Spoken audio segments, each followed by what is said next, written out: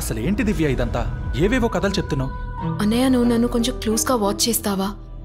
రాత్రి నేను నార్మల్గా ఉన్నానా లేదంటే వేరేలా రియాక్ట్ అవుతున్నానా అని కొంచెం అబ్జర్వ్ చేస్తావా ప్లీజ్?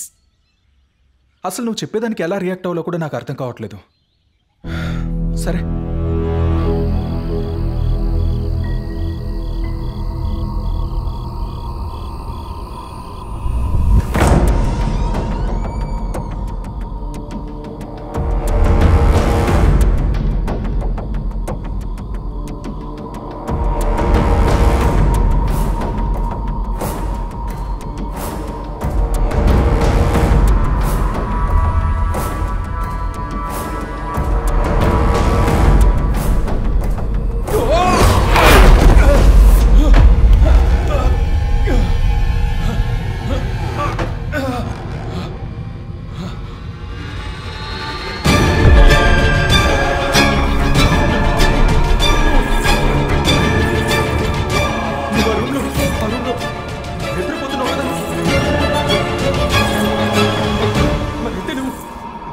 విక్కీ, నేను ఇక్కడ ఉన్నాను.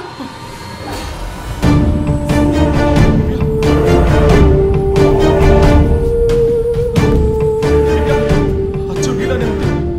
నువ్వు చెప్పింది దాని గురించేనా? నువ్వు నన్ను వాడుకొని ఆ 2 హత్యలు చేశావన్న డౌట్ నాకుండేది, కానీ ఇప్పుడు నేను చూశాక అది క్లియర్ అయింది.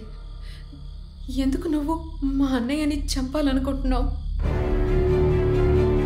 నీ టార్గెట్ మా అన్నయ్య మాత్రమేనా, లేక నేను కూడానా? వీడొక అన్నయ్య. ఇట్లాంటి నయవంచకుడిని చంపకుండా వదిలేయమంటావా? వీడి అంతా అన్ని పక్కన నుంచుని చూడు.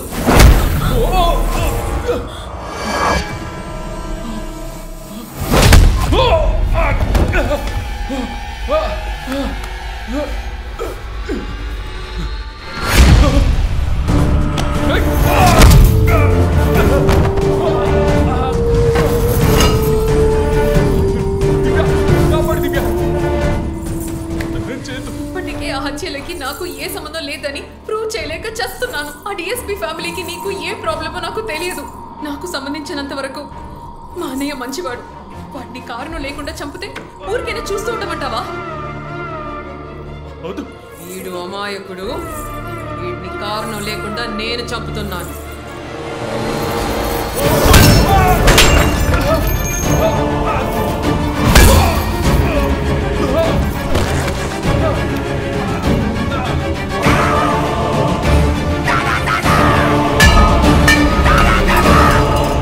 నాతో రా, నా గురించి తెలుసుకో. ఆ తర్వాత వీడిని ఏం చెయ్యాలో నువ్వే నిర్ణయించు.